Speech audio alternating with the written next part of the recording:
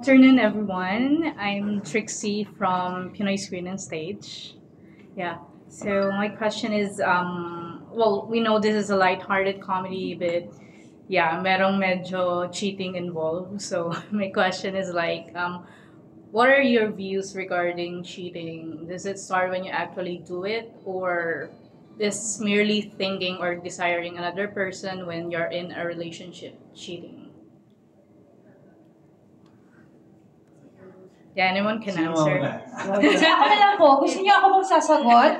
Hindi ko po gusto yung cheating po kasi kapag nagtago po siya ng text message sa akin, cheating na yon. Ha? Hindi pala ako yung star, sorry. Sorry, took the spotlight, sorry. Sige, ako muna.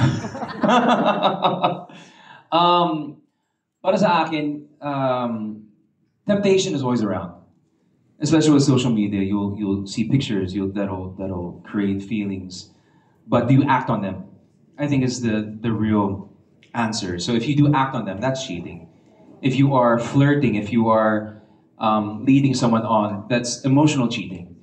If you are giving past that in a physical manner, that's also cheating, obviously. So there are different kinds of cheating, but most people just look at it if you're giving into the physical aspect. But I think there's also that emotional cheating. If you're married, if you're in a relationship, if you're giving in and you're emotionally attached to the opposite sex and you're giving into that, that's also a way of cheating because you're giving part of yourself that you're supposed to be giving to yung kasitahan mo, the person that's supposed to be the only one in your life.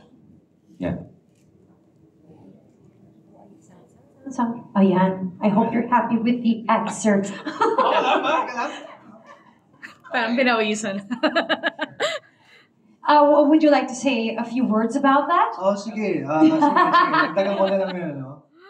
Siyempre, pag nasa isang relasyon ka, siguro napaka-importante na kahit ano pang relasyon yan, kung ano pang label yan, kailangan alamin mo palagi yung mga limitasyon mo, kung hanggang saan ka lang, dahil syempre kapag lumabas ka doon, lumagpas ka doon sa mga boundaries na yun, talagang magkakaroon ng problema. So alamin mo lang kung saan ka lulugar, umayos ka ng tama, at alamin mo muna yung mga consequences ng mga actions mo bago mo sila pag-isipang gawin talaga. Very wise. O, diba? I mean, I do know that the whole topic of cheating, especially, you can see a little bit of that in the trailer and whatnot. You really, it gets triggering for some people. But I guess same question, but I'd like to hear from our supporting cast members. How about si Miss Carmi naman po? What can you say about the question? Honestly, been there, done that. Oh. Mas buhay naman. Medyo napagdaanan ko na yun, and buti na lang tapos na. Pero na-experience ko na yan before about cheating. Pero syempre, hindi ko na-share sa inyo. So much tea involved. Grabe, nakakatuwa. This time I'd like to ask a question for Alex. Ayan, what was your favorite scene